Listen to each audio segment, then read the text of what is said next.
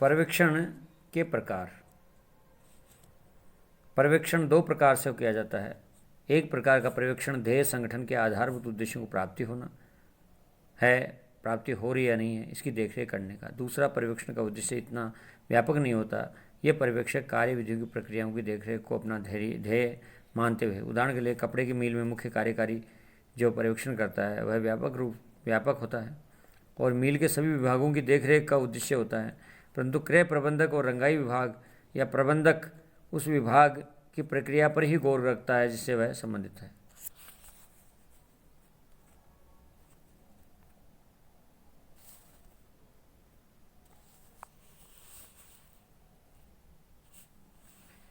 पर्यवेक्षण की तकनीक। मिलेट ने पर्यवेक्षण की 6 तकनीक बताई है। पहली तकनीक, योजनाओं का पूर्व में अनुमोदन करना। पहली तकनीक है पर्यवेक्षण के आधार पर किया जाता है कि पहले योजनाओं का पूर्व में अनुमोदन किया जा सके जिससे अच्छा पर्यवेक्षण हो सके। जिसका पर्यवेक्षण का दायित्व होता है वह अप्रूवल इन एडवांस, पूर्व अनुमोदन के अधिकार को अपने हाथ में सुरक्षित रख लेता है और अपने अधीन होने वाले विभिन्न कार्यों की परियोजनाओं को स्वयं को ही अनुमोदित करता है। पूर्व अनुमान का प्रभाव यह होता है कि जो भी कार्य होता है उसकी जानकारी में उसके निर्देशानुसार होता है। भारत में वित्त मंत्रालय विभिन्न विभागों और मंत्रालयों से उनकी परियोजनाओं को अपने पास मंगवाता है। इन परियोजनाओं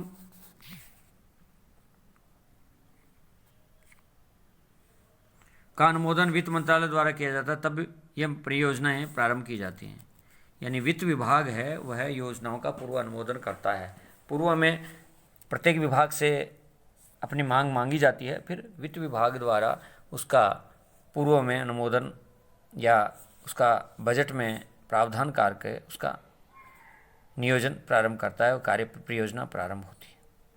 इसलिए भारत में वित्त मंत्रालय विभिन्न मंत्रालयों में उनकी परियोजना अपने पास मंगवाता है और इन परियोजनाओं का अनुमोदन वित्त मंत्रालय कर देता है, तब ये परियोजनाएं प्रारंभ की जा सकती। दूसरा है सेवा का एक निश्चित स्तर तय करना।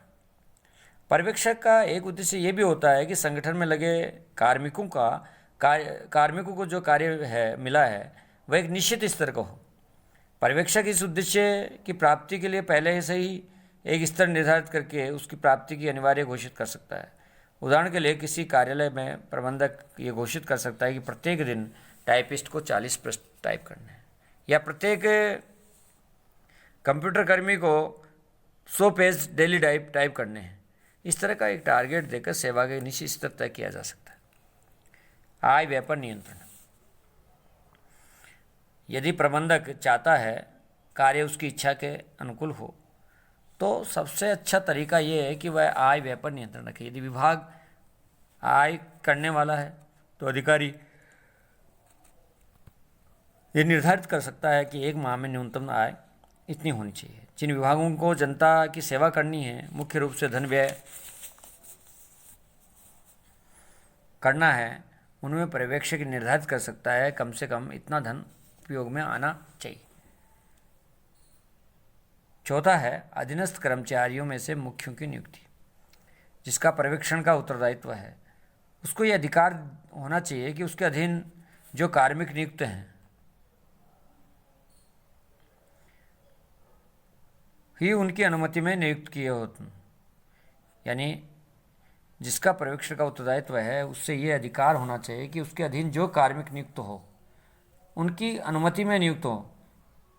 यानी अधीनस्थों में से ही मुख्य की नियुक्ति हो। कार्य की प्रगति के संबंध में प्रतिवेदन मांगना। पर्यवेक्षक को संगठन का कार्य की प्रगति के संबंध में प्रतिवेदन मांगते रहना। विभिन्न क्षेत्रों से नियमित रूप से एक कार्य की प्रगति का प्रतिवेदन स्पष्ट रूप से ये बता सकेगा कि उद्देश्य की प्राप्ति किस सीमा तक हो सकती है और संगठन किस हद तक विभाजित मार्ग पर बढ़ सकता है। प्रतिवेदन विभिन्न विभागों का प्रकार हो सकता है। निरीक्षण करना। निरीक्षण का तात्पर्य यह देखना है कि काम किस प्रकार से हो रहा है। निरीक्षण का उद्देश्य सूचना प्राप्त करना है और यह प्रबंधक के प्रयोजनों और अभिप्रायों को स्पष्ट करने में।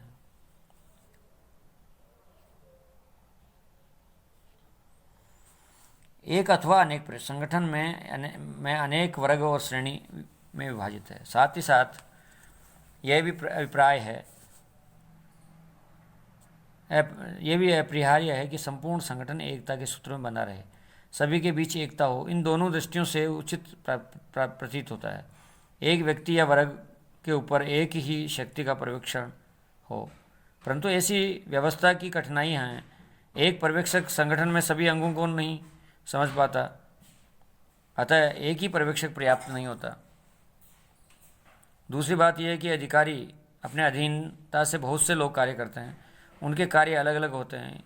इससे भी एक अधिकारी का पर्यवेक्षण पर्याप्त नहीं हो सकता। इस कठिनाई को दूर करने का सुझाव फ्रेडरिक टेलर ने दिया। वैज्ञानिक प्रबंध आंदोलन के जनक हैं। टेलर का मत है कि उद्योग संगठन में पर्यवेक्षकों का एक समुदाय हो, उनके भिन्न भिन्न कौशल हो, प्रत्येक व्यक्ति अपने विषय के कार्यांश को देखे। दूसरे शब्दों में पर्यवेक्षक बहुमुखी होना चाहिए। परंतु आधुनिक प्रबंधन में टेलर ने यह मत अपनाया कि उनका तर्क एकता के लिए निरीक्षण की एकता का आवश्यक होना चाहिए। ये एक अनेक पर्यवेक्षण कहलाते हैं।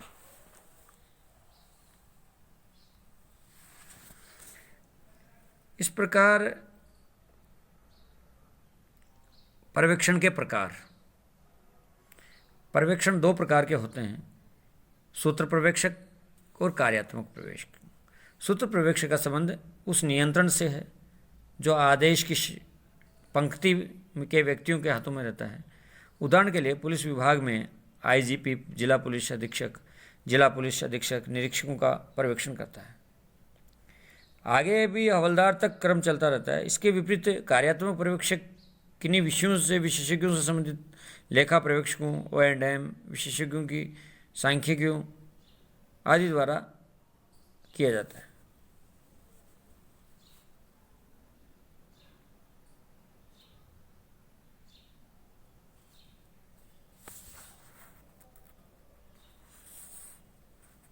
पर्यवेक्षक के कार्य। पर्यवेक्षक मुख्य रूप से 3 कार्य करता है। प्रथम विशेष कौशल, द्वितीय संस्थानीय ज्ञान, तीसरा मानव प्रकृति की परख। पहला है ज्ञान कौशल या विशेष कौशल होना चाहिए पर्यवेक्षक में, ताकि वह ठीक से समझ सके कि जिनका उन्हें पर्यवेक्षण करना है उसकी मनोदशा क्या हो सकती है। पर्यवेक्षक को जिस कार्य में पर्यवेक्षण किया जाता है उसकी विधि का उसको पूरा ज्ञान हो, यानी उसे विशेष कौशल हो ज्ञान परखने के लिए।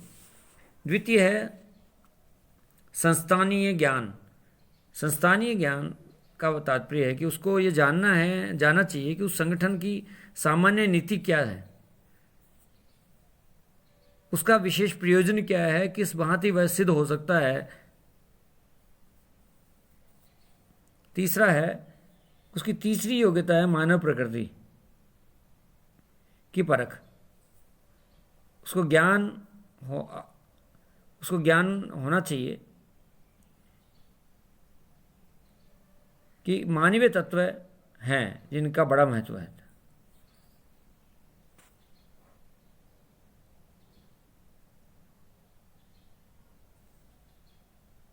इस प्रकार से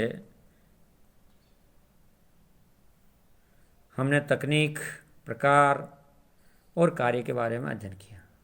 अभी के लिए इतना ही।